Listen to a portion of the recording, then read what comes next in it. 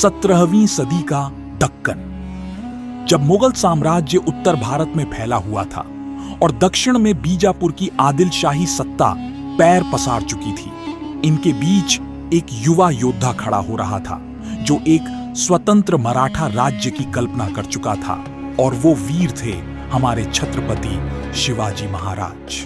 बीजापुर की सत्ता को यह बात नागवार थी।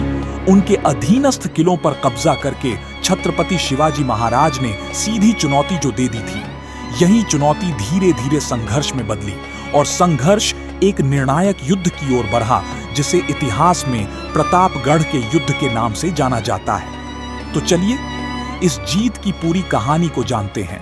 1646 में छत्रपति शिवाजी महाराज ने तोरणा किले पर अधिकार किया। उसके बाद राजगढ़, कोंढाणा और कई अन्य किले मराठों के हाथ में आ गए और आदिल शाही दरबार में खलबली मच गई। बीजापुर ने पहले राजनैतिक दबाव डाला। छत्रपति शिवाजी महाराज के पिता शाहजी राजे भोसले को कैद किया गया। उम्मीद थी कि छत्रपति शिवाजी महाराज डर जाएंगे, लेकिन राजे झुके नहीं। उन्होंने छापामार रणनीति अपनाई और बीजापुर की चौकियों पर हमले करने शुरू कर दिए।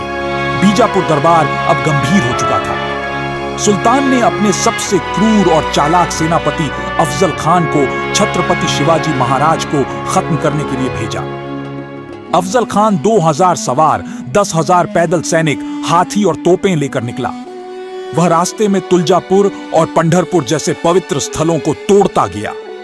वह मराठों की आस्था को तोड़ना चाहता था। बीजापुर दरबार को पूरा भरोसा था कि अफजल खान छत्रपति शिवाजी महाराज को या तो मार देगा या जिंदा पकड़ कर ले आएगा। छत्रपति शिवाजी महाराज ने अफजल खान के सामने सीधा युद्ध नहीं चुना। शिवाजी महाराज ने अफजल खान से मिलने के लिए एक रणनीति बनाई थी।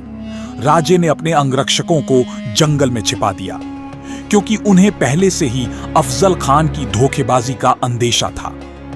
शिवाजी महाराज ने अपनी सुरक्षा के लिए वाघनख, बाघ के पंजे जैसे हथियार और बिछुआ, छोटा खंजर छुपा कर रखे थे। जब अफजल खान ने उन्हें गले लगाने के बहाने हमला करने की कोशिश की, तो शिवाजी महाराज ने अपने वाघनख का इस्तेमाल किया और पेट पर वार करते हुए पल भर में वाघनख से अफजल खान का पेट चीर दिया। इसके बाद बिछुए से उन्होंने उसकी जान ली। इतने में पहाड़ी इलाकों में छिपी मराठा सेना बाहर आई और अफजल के अंगरक्षकों को खत्म कर दिया। भीषण युद्ध हुआ। बीजापुर की विशाल सेना को मराठा योद्धाओं ने चारों तरफ से घेर लिया। छोटे छोटे दलों में बटी मराठा सेना ने तेजी से हमला किया। बीजापुर की सेना घबरा गई। अफजल खान की मौत की खबर ने उनके हौसले तोड़ दिए। हजारों सैनिक मारे गए, बाकी भाग गए। हाथी, घोड़े, तोपें और भारी मात्रा में धन राजे के हाथ लगा। प्रतापगढ़ की यह जीत छत्रपति शिवाजी महाराज की पहली बड़ी सैन्य विजय थी। यह युद्ध सिर्फ तलवारों का नहीं था, यह मनोबल और रणनीति का युद्ध था। राजे ने साबित किया कि संख्या और संसाधन से बड़ी होती है इच्छा शक्ति और दूरदर्शिता।